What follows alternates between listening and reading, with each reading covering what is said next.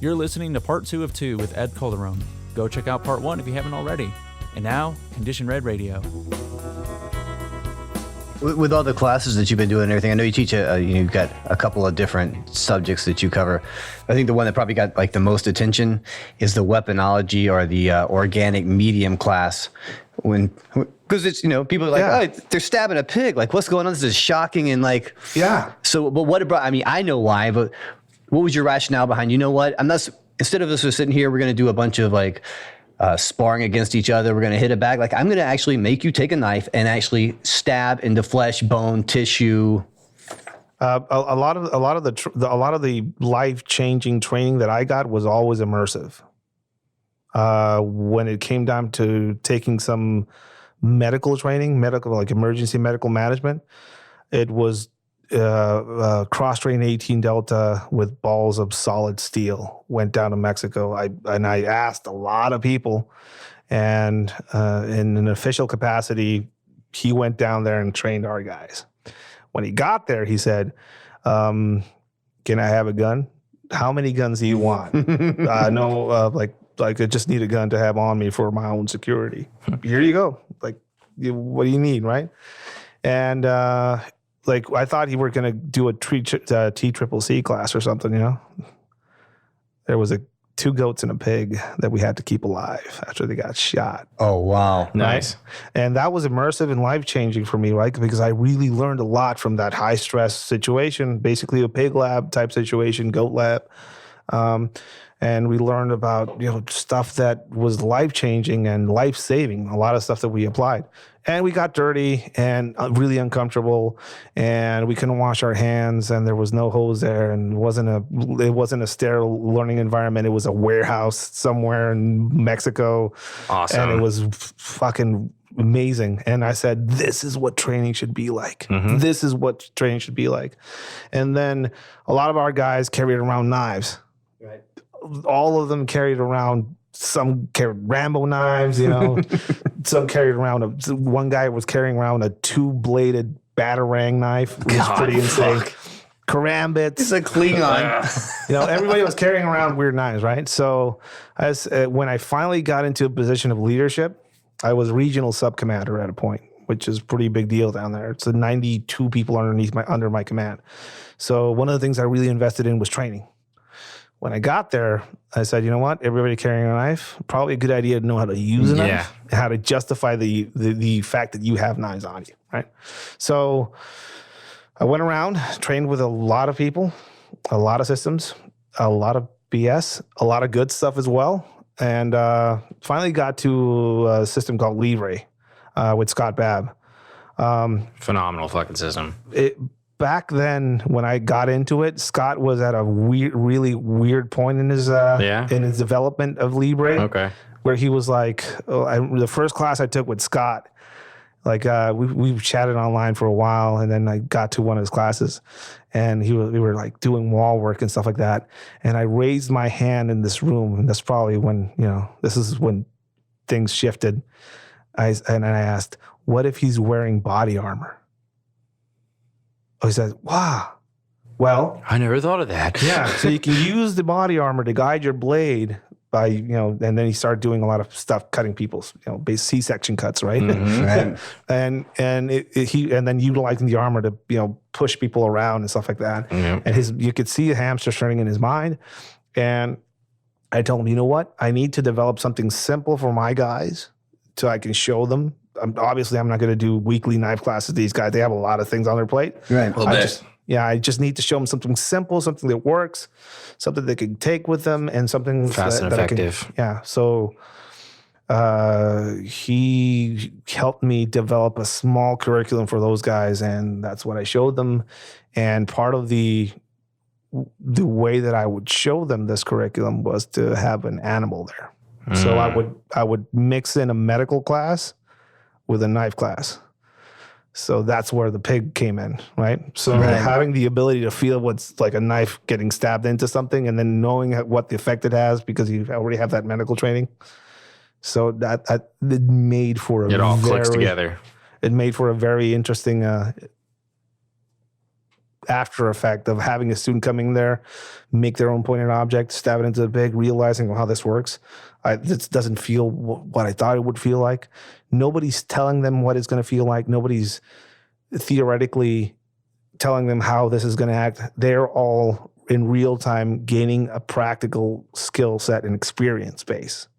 When you see people doing this, how many times do you see people like not go like because there's something in front of them, right? You don't actually stab your partner, you don't. I've seen guru level individuals come into that class and not be able to stab that knife full force because they've been training They're so with used aluminum. to pulling the stab. They've been training with aluminum all their lives, so they're not going balls deep on the pig. Right.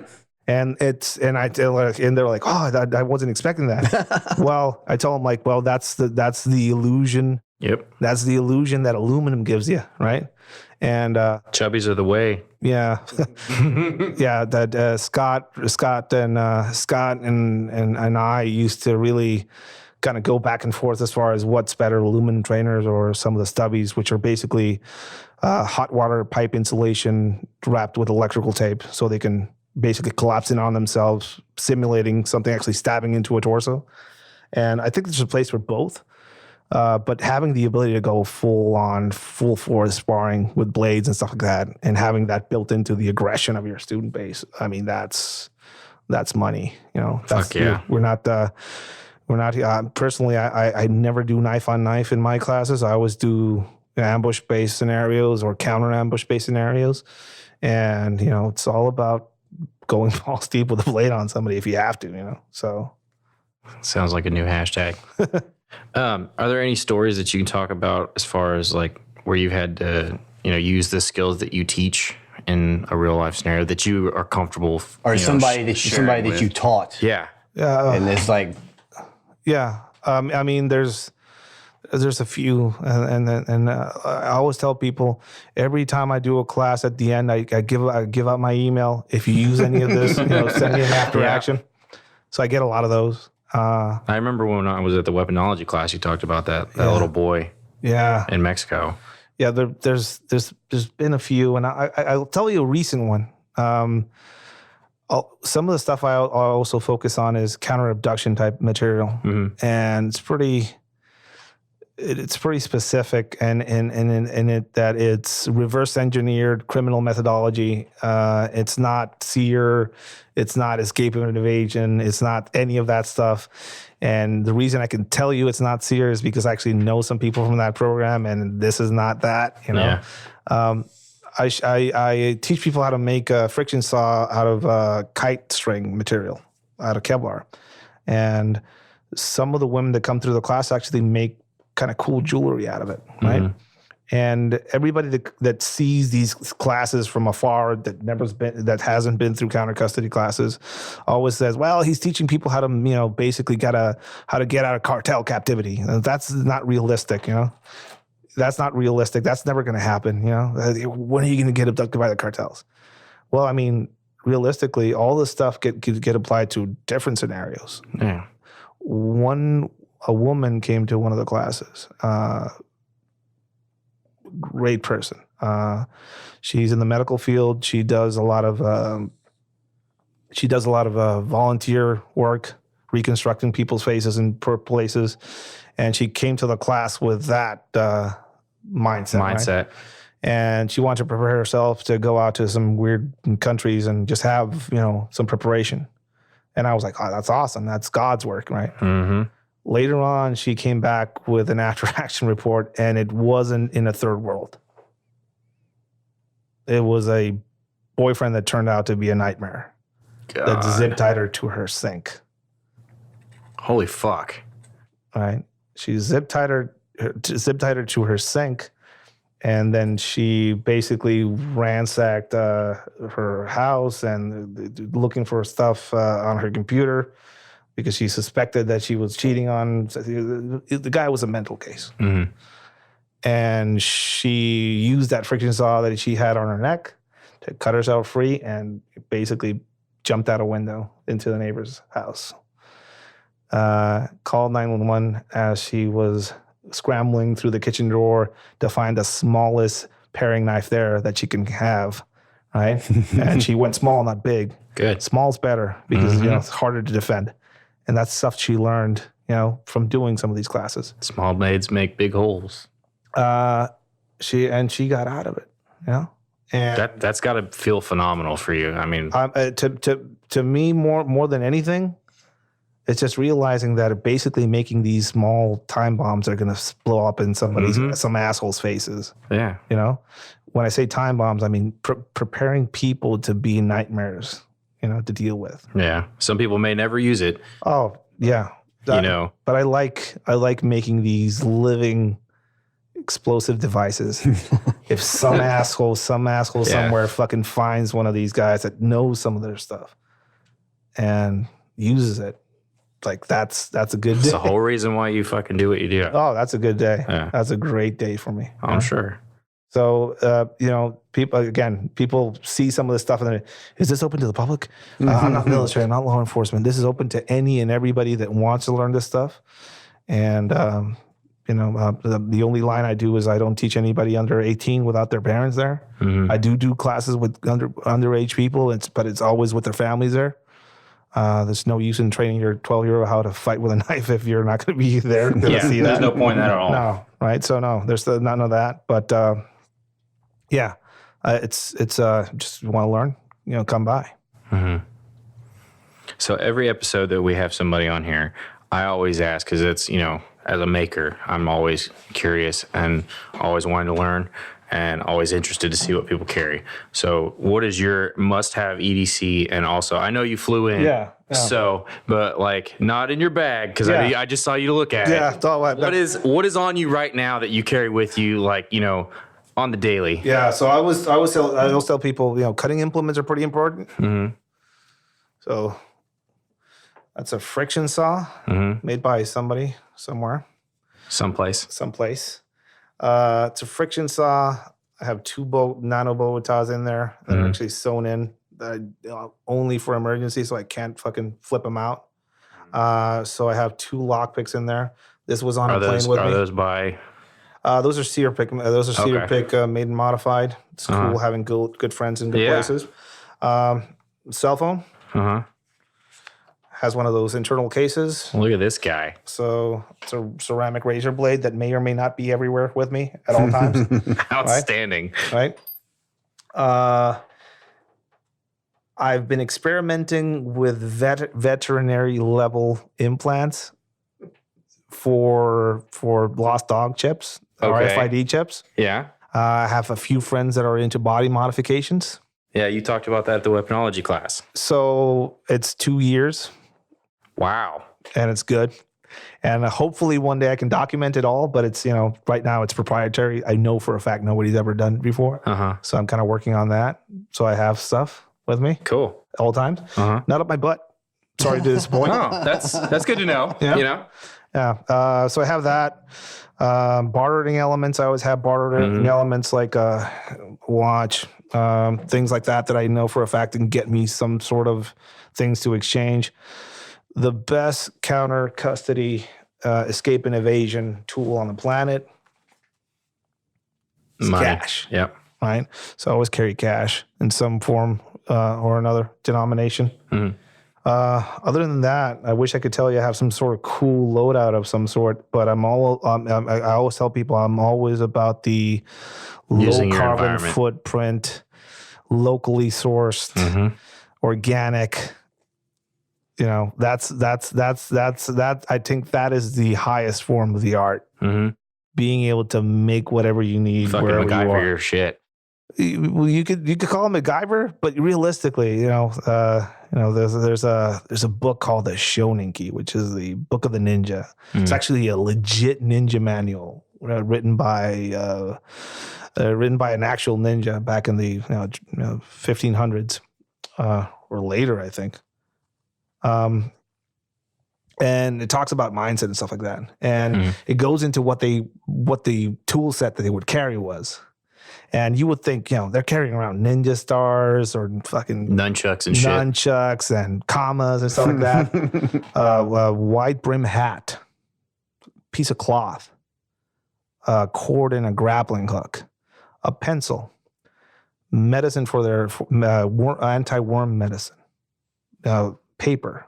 They were carrying around so simple stuff, but when you kind of look at it specifically, all of their stuff was multi-purpose. Kind of like instead of having a Rambo knife on your belt, you just have a fruit knife and an apple in your pocket. Yeah. So all the stuff that they would carry was multi-purpose, discreet. It wasn't out of place anywhere they would go, and you could do a lot with it. And if you couldn't have it with you, you can make it with the stuff you had with you, or you can source it with the stuff you had with you, right? So mindset-wise, when I read that, I was like, probably on the, that's probably on the right path. That's the right way. Right. Is there anything that you specifically like when you're not traveling and stuff that, when you're at home or wherever, like specific things that you carry, like a knife, flashlight, stuff like that? I never carry a knife in any place where it's out of place. Kind of think about that. So I'm not going to carry a Tracker Dan Elvia knife in a bad place that I'm working in. I'm probably going to carry around a roofing knife or a carpet knife or some sort, modified maybe. Yeah. An ice pick, Coca-Cola is pretty good. It's very common. So I always carry specific to the environment. That's the first thing that dictates what I carry. Endemics. Yeah. Always carry a lighter. Always carry a lighter. Duct tape wrapped around that lighter because duct tape is cool. Also, you can duct tape the lighter to a can of Axe body spray and turn it into a pocket flamethrower. It's pretty good if you have to, right? You never know. You can zip tie the thing, activated so they can. I mean, what else would you do with Axe body spray? You can smell good. Smell amazing. Yeah, so I always try and carry. If I could, I need to justify the things I carry, so I don't never carry anything specialized. I always carry things that are multi-purpose, and they make sense for the environment. So even when it comes to like medical equipment, I always try and carry around the most simple, discrete medical stuff that I can.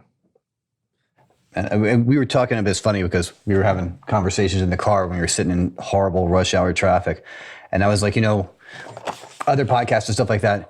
I was like, you ask a question and then I'll answer your question, right? But I said, sometimes people miss stories. Little did Ed know I had this up my sleeve, but is there any just like crazy oh shit story that you never told anybody? This is like, well, no one's ever asked me, so I just never got into it. So just like something that the story never never came told, up, so I never said shit about so I it. didn't say anything. But since you asked, do I have any crazy oh shit story that I've never told before? I have a funny one. I love it. All about it. It's very inappropriate. Out fucking standing. You're in the right place. Yes. So it's not a donkey show story. I'm sorry to disappoint. No, that's okay. But it involves the infamous, almost mythical Jaramillo. Right? Oh, I love him. So for people that don't know, Jaramillo was basically my. I think I was his Robin. I was probably his Robin. Like he's a mythical figure, older guy. He's one of those scumbags that he was one of. You don't want to admit that you're associated with horrible friends, but he would always have my back. That type of guy. I would like to tell you some heroic story or glamorous thing, but we would get like shit-faced drunk every chance we get. Always a good time. Right? And I think 24, 23, 24. And for some reason, I thought it would be a good idea to rent a house with him and two other guys that I work with. And the house was basically a nightmare house. Imagine these basically suicidal, because everybody that worked on that, we were basically, all of us were suicidal. You wouldn't work there if you weren't, right? Yeah. So all of us were fucking mental cases. So when we would get time off, it was like, we only have 2 days, so we need to get really shit-faced today. So we have and tomorrow part of to recover. tomorrow, and then we'll see, just to see peter out and just, try and revive ourselves, right? So one of these times we got really horribly just drunk, right? And when we got back to the house, we realized that all of our keys and stuff was inside. And since it was our house, we had fortified this place like a fucking Fort Knox, right? Yeah. Bars and padlocks and shit like that. And this was before me nerding out and lockpicking, right? So all of the breaching stuff and stuff like that was hammers and chisels, right? Mm-hmm. So we were outside the house, and Jaramillo was like, he really wanted to pee, and I really wanted to pee. So he said, you know what? Let's pee right here, right? Fuck it.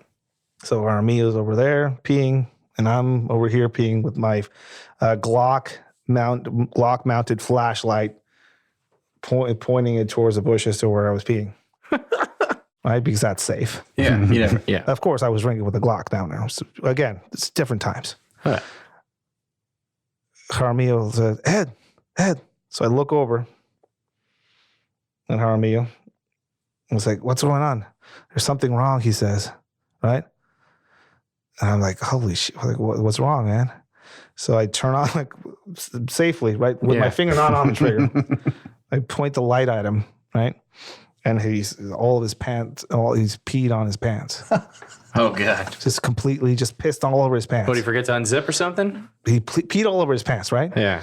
And I was like, what the fuck, Jaramillo? Like, what happened? He said, I don't know, man. I think my dick is blocked and I have a hole in my balls. What? He said that. I was like, my mind was trying to process what he just said. He said, I think my dick is blocked and there's a hole in one of my balls. Huh. And I was like, Jaramillo, what the fuck do you mean? And then I looked closely and he was trying to pee with one of his balls. That's what he had in his hand. Oh, my God. And I was like, Jaramillo, first off, that's not how any of that biology. That's not how that happens, bro. Biology doesn't work that way at not all. so much. Right? That's not how biology works. Not even a little bit, man. I probably laughed for an hour and a half outside of that house in the dirt of that whole debacle. Hosed him off, before one of the guys actually let us in. Oh my God, I'm so glad I asked that question. That might be the And, funniest thing I've That ever was the heard. best right there. It's one of those moments in time where you're trying to figure out what somebody's saying and then you realize it. And it's like it clicks, the universe clicks. And Jaramillo did not know how biology worked. But he learned that day, and I learned something that day. That is awesome. Oh my God. To Jaramillo, wherever he may be. Real quick, I had a couple of things. Me and Josh were talking, so I started calling them Edisms, and I think they're pretty self-explanatory, but I wanted to ask you just to expound on them a little bit. Yeah, I mean, or just give your take or your vibe off of these things. But one of the things you always put up is stillness is death. Yeah. There's a trap that our ego gives us when we fool ourselves into thinking that we know everything there is to know about any given subject, or that we are content in our level of capabilities or skill sets. And that's atrophy of the mind, that's atrophy of the ego, that's atrophy of life. Every time I travel, I'm always like, what's that? What's that over there? Who's that? What's this about? Who's he? What does he do? I'm always inquisitive and I'm always asking.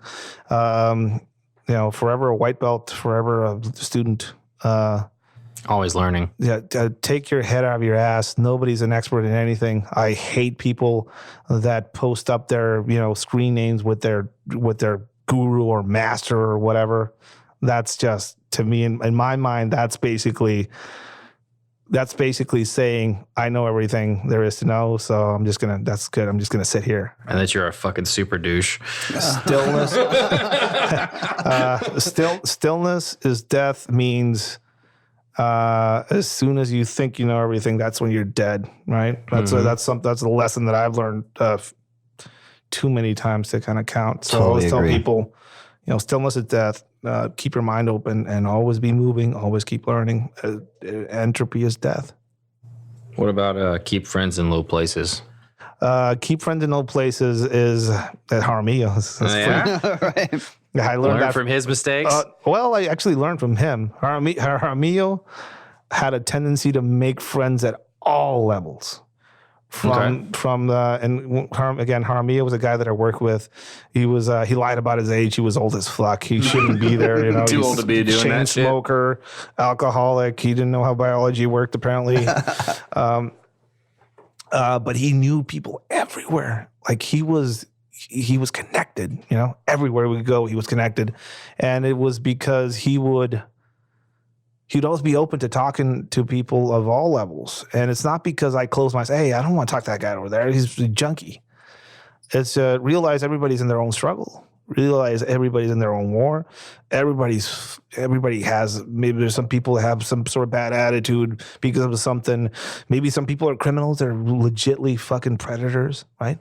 But that's their life. That's their story. There is definitely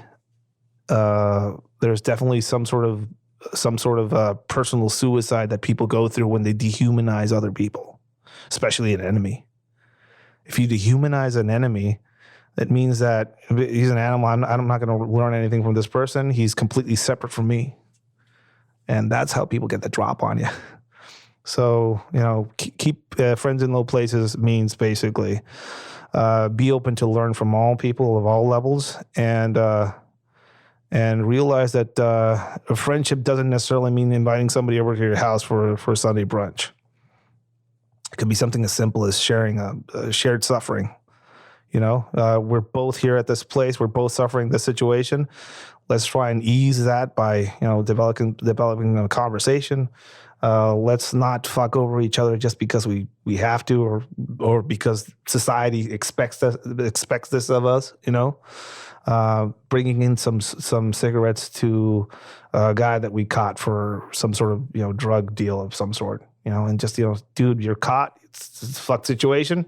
Here's some cigarettes. It is what it is. Yeah. Hey, dude, did you escape from the handcuffs? Yeah. And the cops over there gave you a beating of your life and you looked like the Passion of the Christ? Yeah. Okay, let me give you a hand with that blood. Can you show me how you got free of those handcuffs? Sure. Why we have them in it? Yeah, why show me how to do that shit. I'll bring you some, you know, Band-Aids and shit like that. Just can you show me? I'll bring you some Coke and a sandwich, and you can just sit here and and people would be like, Ed, why are you talking that piece of shit? I was like, because I'm fucking learning right now. I'm learning. Yeah. It's learning. So never miss the opportunity to learn. That's basically it. You know? Okay. Open yourself up. You know, it's nobody gets out of this alive. So, you know, it's a good idea to, you know, start conversations with different people. No, that was awesome. Make the best out of shit. Yeah, you know, one thing too that you've speaking of the things that you write, especially specifically on Instagram, I've developed this love-hate relationship with Ed's fever dreams. Because you start telling this awesome story, then that's just it. Yeah. It was like, what the fuck happened? Like, how did this end? What happened next? It's like, nope, it's just a fever dream. But so I was like, I'm going to ask Ed. I was like, you should write a book. Are you going to publish the Manifesto? It's already written. Yes.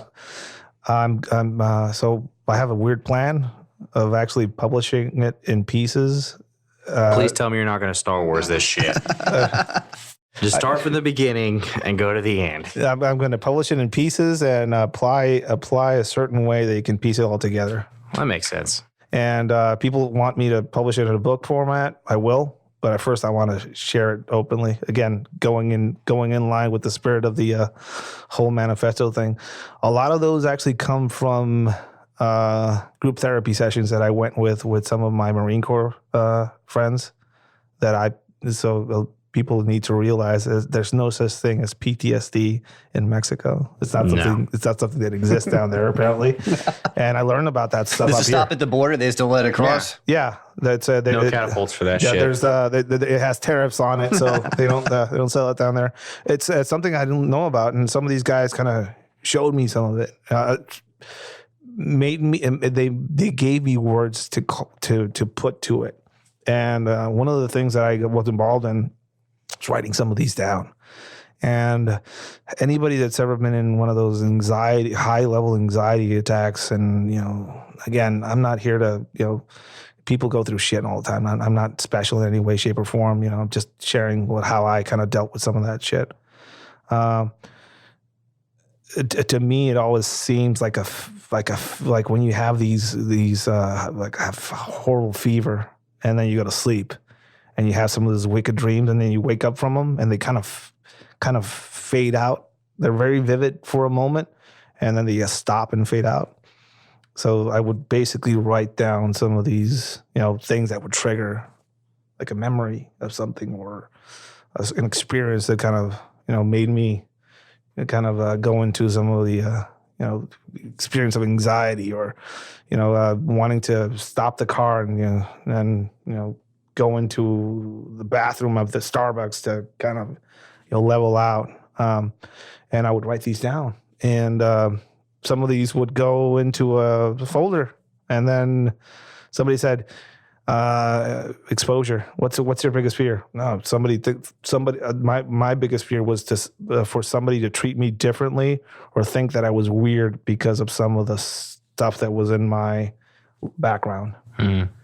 So why not share it openly? So if I can get rid of that. So I started sharing some of those up.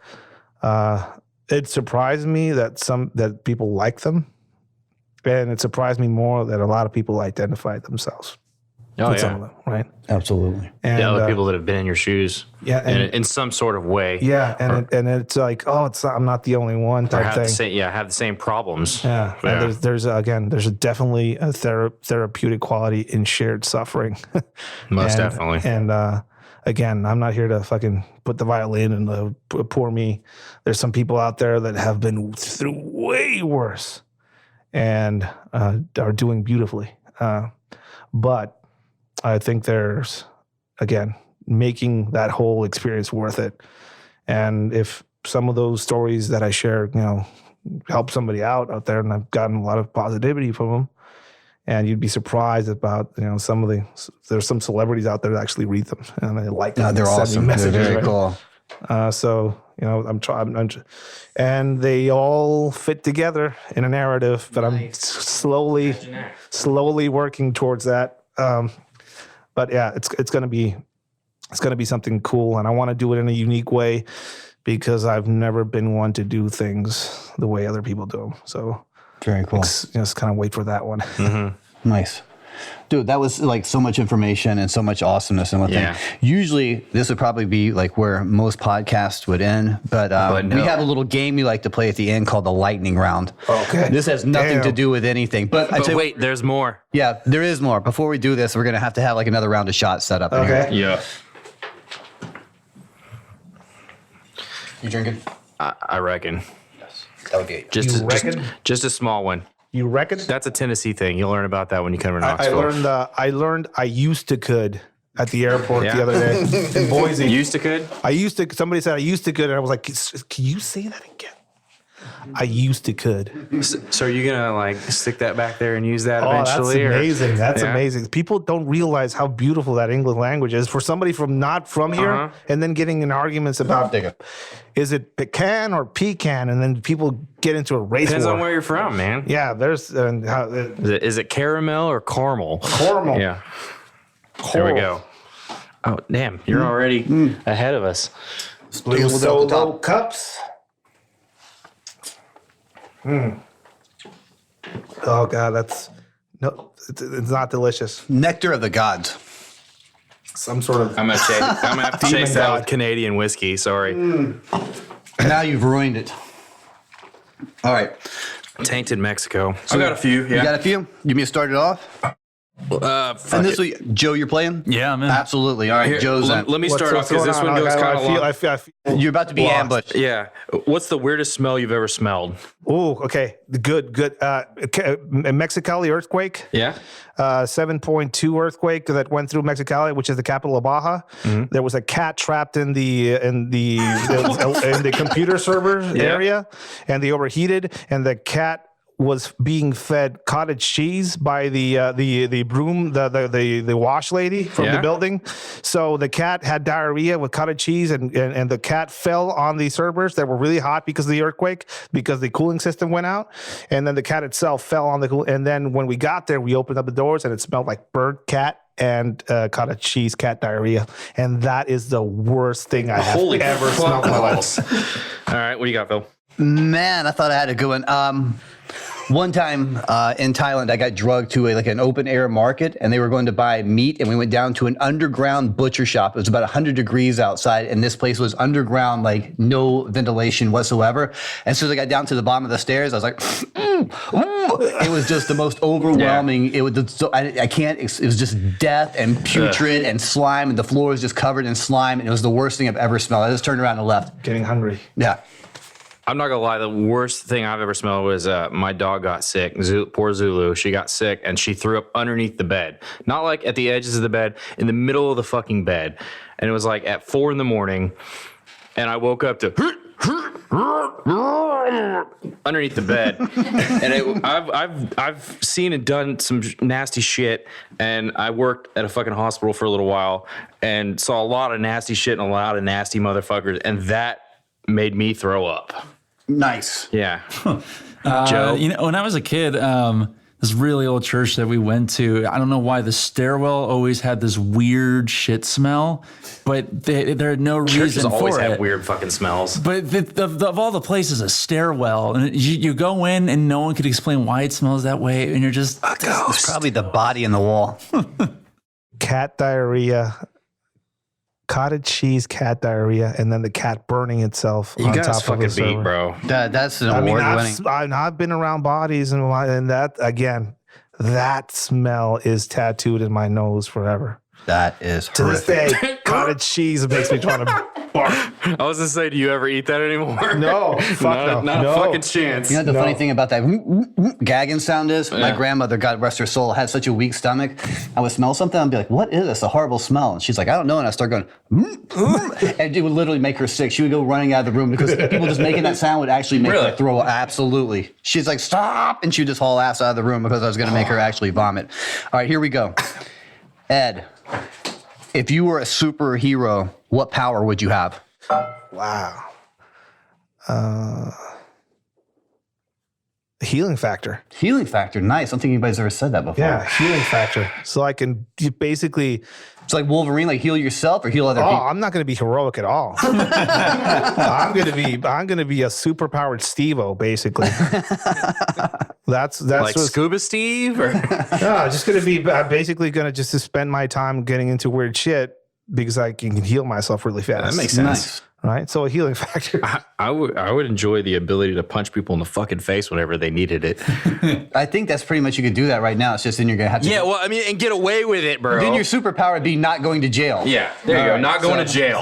There you go. Well, fuck. I was just going to say There's nothing I was left. just going to say be able to fly, but I guess that sucks That's now. fucking boring. Joe, what do you got? I've always been on the fence between like being invisible or teleporting, just something useful like that, There's got to be one. What is it? Healing factor. As a kid, Think of all the weird alcohol you can drink. Just all of it. Just dang. drink it. That's true. I'm gonna go with teleporting. It was so Teleport. useful. Okay, And that you could be can, you interesting. can actually drink like a bottle of poison and give somebody, hey, you drink some of this. Right? And It'd be like, pretty sweet. it could be an assassin that way. All right, good Ed. thinking. What is one of the unwritten rules of where you work? I know you work for yourself, but what is one of your unwritten rules? Oh God, that's pretty good. Do we need to do another shot first? No, that's good. That's a good. So one of my unwritten rules: if you're uncomfortable with racist remarks, that's probably we can't be friends. I'm a Mexican. That's fucking awesome, right I'm a there. Mexican. Yeah. And a lot of my friends are white, Asian, black, Yeah. and we get really horribly racial with our humor. And if you can't be a part of that, Then fuck you. we probably can't work together. Yep. And we probably we can't really be friends. So because we're really inappropriate.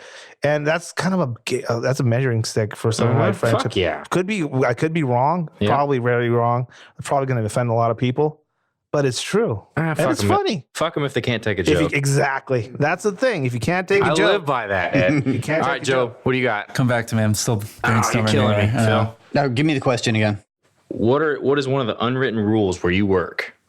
I know you kind of do your own thing too. Yeah, for me, it's So just for you, what is an unwritten rule? just don't take don't take it too seriously, and don't take it personal. Okay. So we have here at Offensive Industries, we have a rule that is written and unwritten. It's never grind sober. And thank God, there are hospitals nearby. Yeah. All right, Joe, what do you got? I was thinking don't download porn, but we actually have that written that you can't do that here. You can't do what? You can't download porn.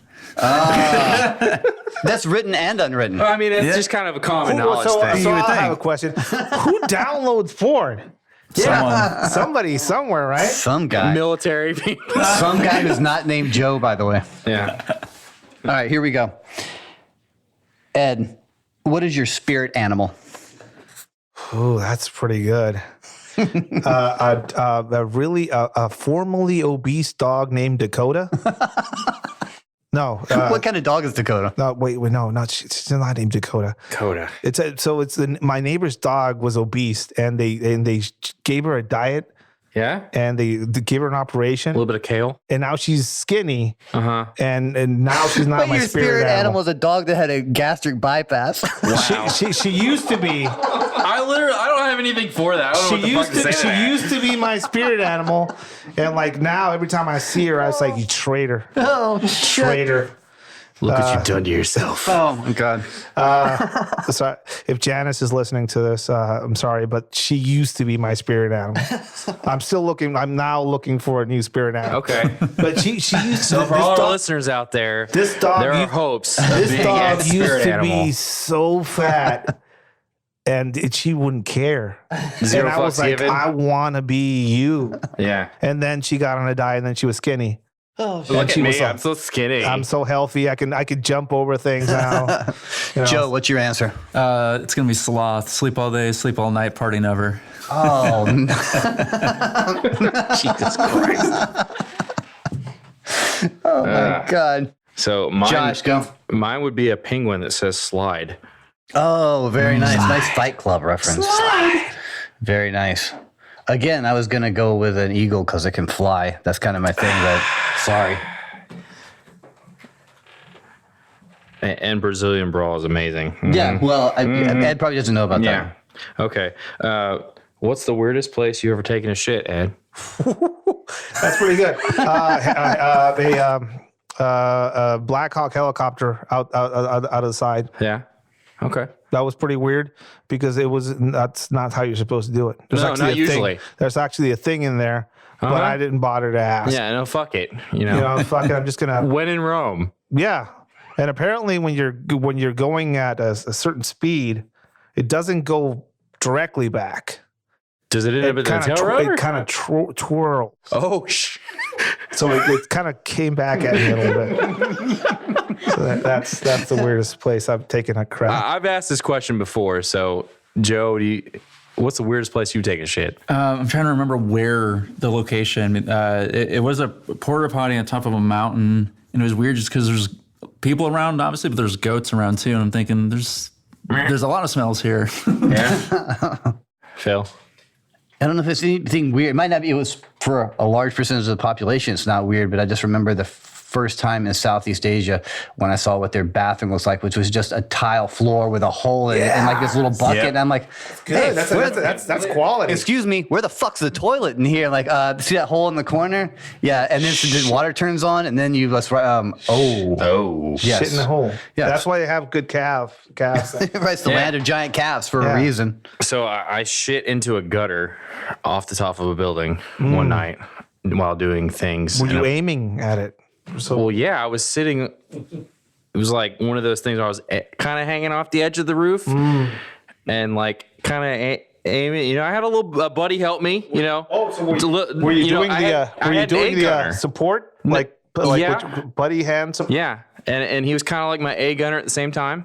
Yeah. It wasn't Stu. If anybody from Gutter Guard is listening now and wants to be a sponsor for this program, please contact Josh at Offensive Industries. Yeah. All right, here we go. I'm gonna have to think about this one for a second to get to it without laughing. All right, Ed, this is you, okay? Would you rather have skin that changes color based on your emotions or tattoos that appear all over your body depicting what you did yesterday? Wow, tattoos depicting what I did yesterday. I'm all about shocking people with some of the stuff I do. Because fuck them if they can't take a joke. Well, first off, people think I'm secretive of some sort. I'm fucking open about most of my shit, and yeah, that's pretty good. Just walking around with a tattoo of me eating a can of whipped cream Or a taco. No, can of whipped cream. Yeah. I told my I've wife done I'd have that. a nice back piece of me in bed. Or eating cupcake sprinkles for dinner. That happened too, like probably. Like the salt shaker dispensers of them? Yeah. What's that tattoo on Ed's calf of him eating a whole bag of cheese out of the refrigerator at 3 a.m? Yeah. Jicama. I'd go with the color changing. Color changing? Yeah. So that means as soon as you get mad at somebody, just turn blood fucking red. There's like no way to disguise it. I just have to walk around a turtleneck, with like they can't see what I've got going on underneath.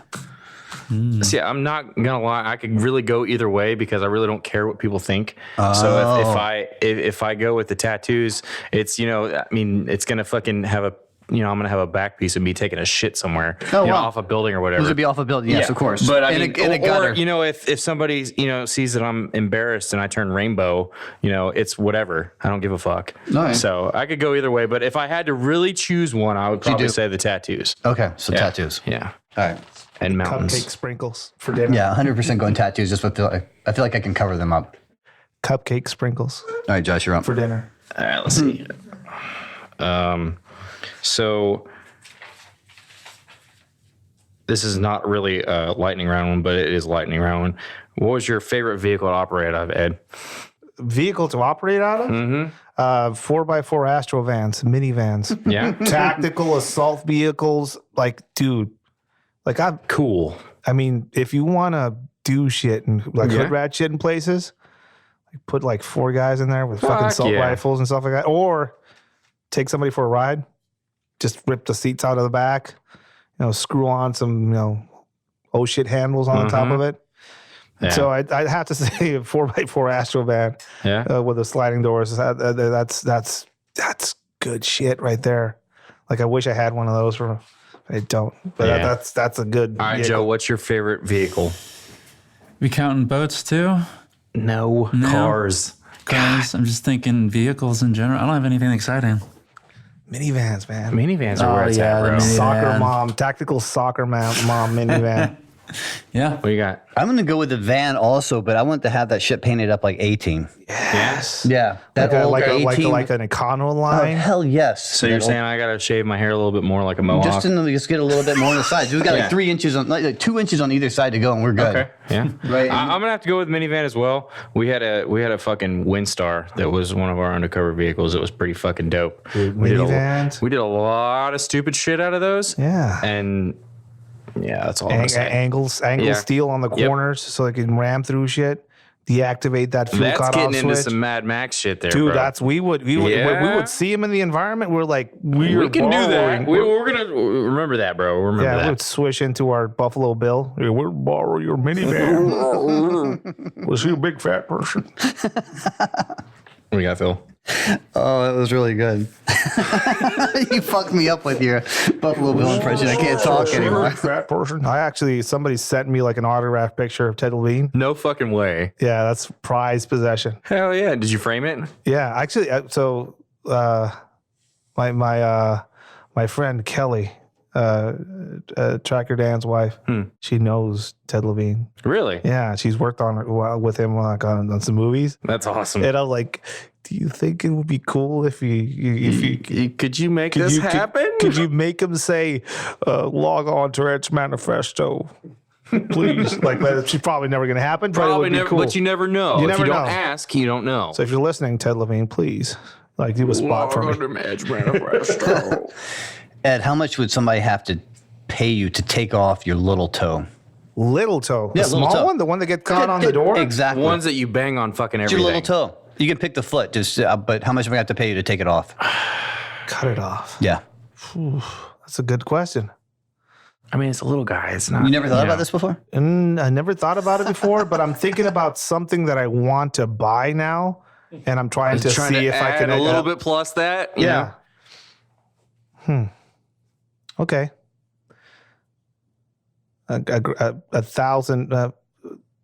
$2,000. That's it? It's cheap. Yeah. Jeez. He's Damn. fucking cheap. Wow. Man. $2,000. I'll chop that Seth, shit go off out right to the now. car and open up the glove compartment. See what I've got in there right now. I could do it with string. I could just cut it off. Just basically just cut off circulation with string. Yeah, you know. And then cut it off. and then it'll just fall off eventually. I'm going to need it tonight. Oh, okay. You know, to show fealty. Right. This is not like a gradual process. I need it now.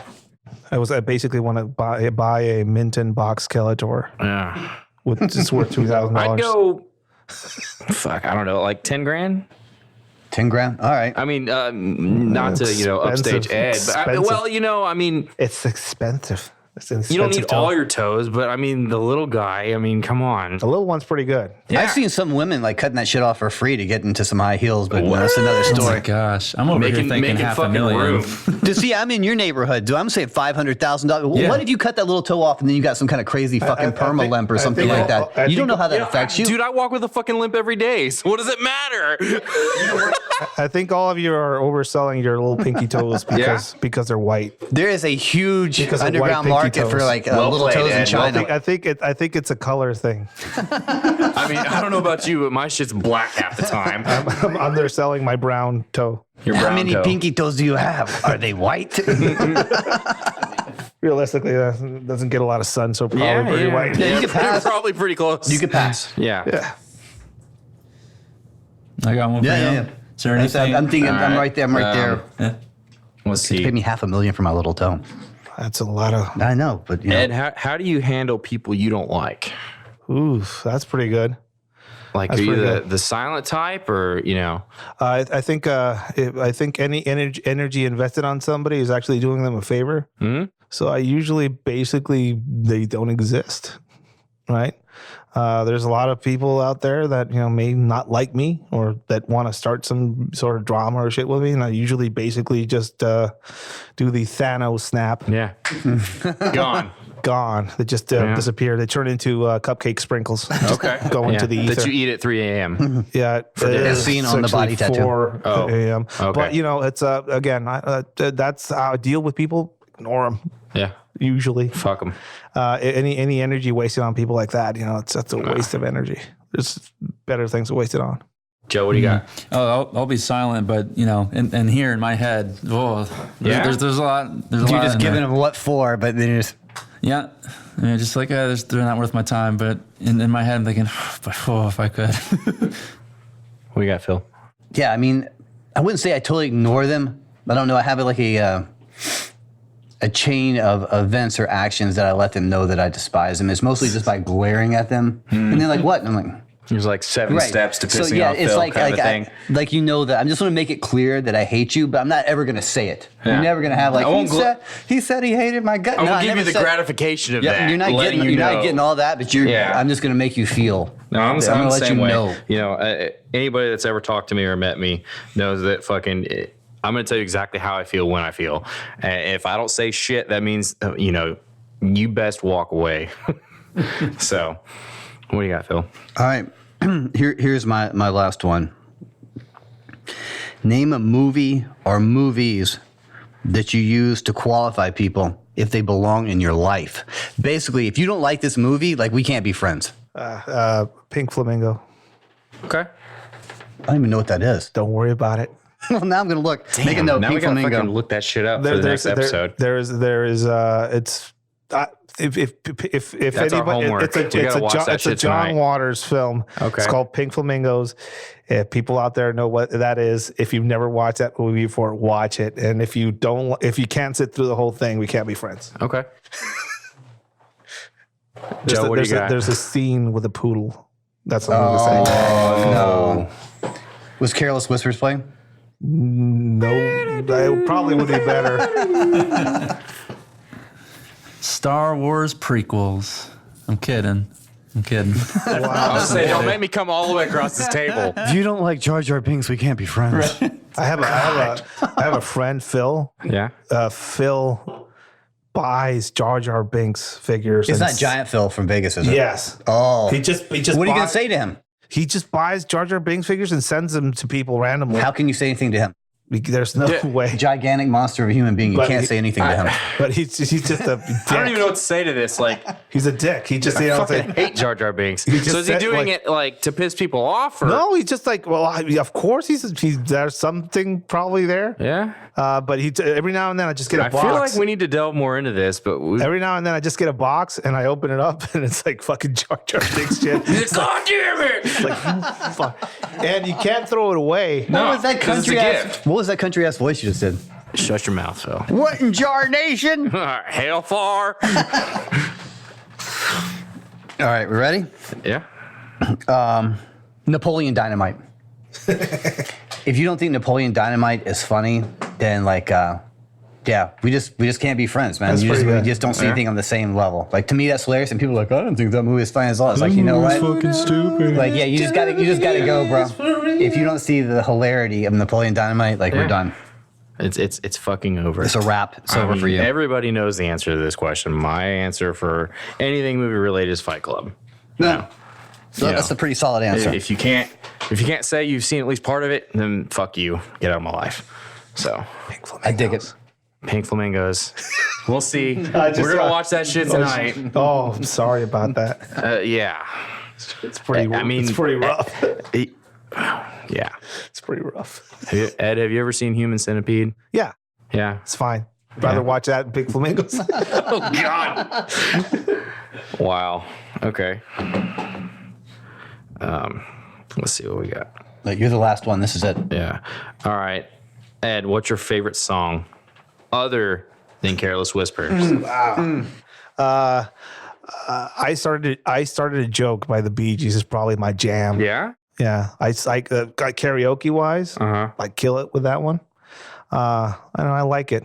I think it's tragic and funny and weird, and the joke was on me type thing. Pretty good. Maybe it's a bit fatalistic, but I love that song. It's one of those songs that when I was growing up, my mom used to play like over and over again. I would hate it, but then came to a point where Now it's like I came to a point it where it means was like, something. Yeah. I remember there was a guy, an instructor that would show us some social engineering training type thing, right? And one of the things he would do to people to make them try and if they were uncomfortable in a social setting, he would make us go to fucking karaoke clubs and just fucking blare. I fucking love karaoke. Well, there's some people that couldn't get themselves past going into a public space and speaking. Yeah. Or singing a song. Much less fucking trying to sing a song. So I was back then, I wasn't that extroverted. It was kind of weird. So he took us to this karaoke place and I started a joke. And I started a joke probably back then. And that's when they started this whole thing. Right. So that song has a lot of meaning to you. Yeah. And I remember I singing that song. That's probably one of my favorite songs. There you go. Joe, what's your favorite song? I hate how much I enjoy All Star by Smash Mouth. Okay. And so does everyone else in the world. I know. Yeah. Real answer, Because that was your answer for one of our last episodes. that's right. It was. I want to know why Joe is referencing Smash Mouth in every podcast episode. That's just my dream right there. Go to the moon. That's horrible. What do you got? By the way. God, that's so hard, man. Like, just favorite, All right, just one favorite One all-time favorite song. Man, I'm gonna say "Just Like Heaven" by The Cure. Yeah. There's never a point in time in my life when that song, like, I never get tired of not. hearing it. I could just play it all the time, and I know that's not like the most macho, like thrash death metal, Fuck it. like Scandinavian, You're burn gonna be down a surprised church by and my murder answer. a priest song, but that's it. All right. Here you go. Bohemian Rhapsody. That's pretty good. Oh, that is Because good. classic. you can sing it anywhere and everybody will sing along. You can sing it in key, out of key, drunk, sober. Who cares? A second song would be Africa. That's another one that Yes, has Africa is a good one. Another favorite of mine, since So let's have the one song. fuck it. We make the rules here, Phil. God. Yeah, you're right. You're right. Tribute My by bad. Tenacious D is a fucking phenomenal Oh, damn, song. that's a great one. Yeah, right. So, but I think See, that's if I all. had to say number 2, which you didn't ask me, but I'm just going to interject. Go ahead. Since we can do whatever the fuck we want to here. Yeah. It is my rival for Careless Whisper, which is Baker Street, which I still contend is the best sax riff of all time. it's pretty good. Yeah, Okay. Baker Street is the shit. Baker Street is not bad. Purple Rain by Prince. yeah. And Me Dressed as Skeletor. And Halloween. Simultaneously. 2015. Yeah. A lot of tequila. My Not wife tequila. didn't like me doing that, Yeah. but it was, it was fine. Yeah. It was a pretty good time. Okay. All right, so I we're think done with the questions. We're done. We're almost done with the questions, right? But I wanted to bring one wait, special question there's out. more. But here's the thing: no one else is allowed to answer this question except for Ed, and you're going to see why shortly. Oh God. Fine. Pineapple on pizza? Oh, yes or fuck no? me. Shut up, Josh. I think the death penalty should be a thing. Mm-hmm. Some elements of Sharia law should be implemented to deal with pineapple on pizza. Thank you. Because it's fucking weird. It's a weird thing. I mean, is. you guys. I love pineapple and I love pizza, but not together. The Mexicans are into weird shit. Yeah? Don't get me wrong, but pineapple on pizza, That's but out there. I say, Joe, this go ahead time, and edit this whole segment out, please. The correct answer would have been yes, but that's so. No, that was awesome. That was a lot of fun. Yeah, for sure. So, like, Ed, where can people that, like, obviously everybody probably listening to this podcast is listening because of you, not because of us. But if there was that one odd person who just found you somehow because of us, where can people learn more about you and upcoming classes and events? I'm working on revamping my website. So Eds Manifesto, edsmanifesto.com.